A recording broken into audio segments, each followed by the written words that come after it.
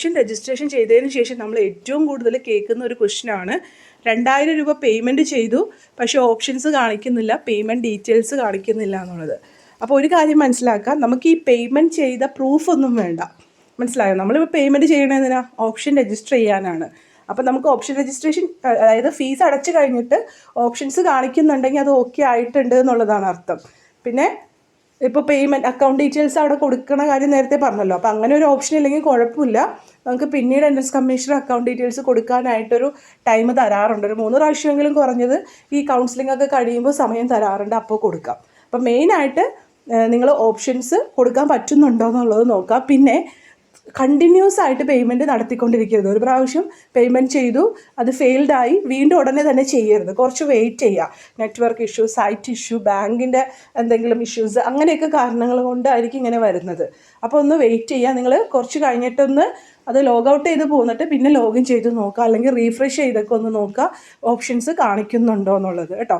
പിന്നെ ഇങ്ങനെയുള്ള issues face ചെയ്തവർ എന്താണ് ചെയ്തതെന്നൊന്ന് കമൻറ്റ് ചെയ്യുക. അല്ലെങ്കിൽ എല്ലാവർക്കും ഇങ്ങനെ തന്നെയാണോ, ആർക്കെങ്കിലുമൊക്കെ ഓപ്ഷൻസ് വരുന്നുണ്ടോ? അപ്പോൾ അങ്ങനെ എല്ലാവർക്കും ഇങ്ങനെയാണെങ്കിൽ എൻട്രൻസ് കമ്മീഷൻ്റെ വെബ്സൈറ്റിൽ അല്ലെങ്കിൽ ആ ഒരു ഈ സോഫ്റ്റ്വെയറിൻ്റെ എന്തെങ്കിലും ഇഷ്യൂ ആയിരിക്കും. അപ്പോൾ നമുക്കതനുസരിച്ചിട്ട് റിപ്പോർട്ട് ചെയ്യാം. അതല്ല കുറച്ച് പേർക്കെങ്കിലും ഓപ്ഷൻസ് ചെയ്യാൻ പറ്റുന്നുണ്ടെങ്കിൽ ഒരു പക്ഷേ അത് നമ്മുടെ ബാങ്കിൻ്റെയോ അല്ലെങ്കിൽ നമ്മുടെ നെറ്റ്വർക്കിൻ്റെയോ എന്തെങ്കിലും ഇഷ്യൂസ് ആവാം.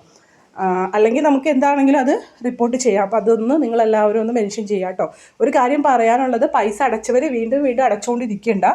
ഇപ്പോൾ ബാങ്കിൻ്റെയൊക്കെ ആണെങ്കിൽ നമ്മൾ 24 മണിക്കൂറാണ് പറയുന്നത്. അല്ലെങ്കിൽ ഒരു വൈകിട്ട് വരെയെങ്കിലും, ഒരു ഈവനിങ് ഒരു ആവണ വരെയെങ്കിലും നിങ്ങളൊന്ന് വെയിറ്റ് ചെയ്യുക. എന്തായാലും നമുക്ക് 5-ാം തീയതി വരെ ഓപ്ഷൻ രജിസ്ട്രേഷൻ ഉണ്ട്. എപ്പോഴും ഈ സൈറ്റിൻ്റെ ആദ്യത്തെ ദിവസങ്ങളിൽ ഇങ്ങനെയുള്ള ചെറിയ ചെറിയ ഇഷ്യൂസ് ഉണ്ടാവും. അതൊക്കെ പരിഹരിച്ച് തന്നെ എൻട്രൻസ് കമ്മീഷണർ മുമ്പോട്ട് പോകാറുണ്ട്. സോ വെയിറ്റ് ചെയ്യുക എന്നുള്ളതാണ് പറയുന്നത്.